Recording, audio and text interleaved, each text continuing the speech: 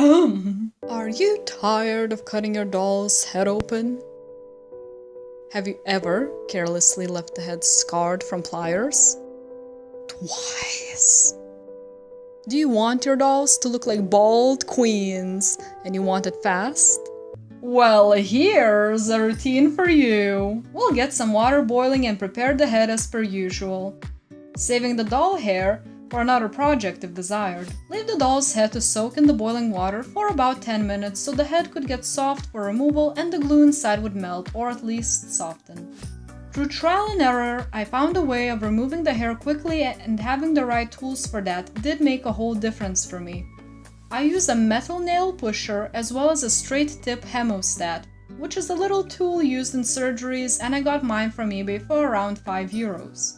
Now we can get down to business. I used the curved side of the nail tool to scrape off all the hair from the inside of the scalp, and then simply use the hemostat to pull out the mess. I used to use pliers before and it worked for a while, but I find this tool to be much more fitting for the job because of how deep it gets into the head with such a slender base, and the grip is good too.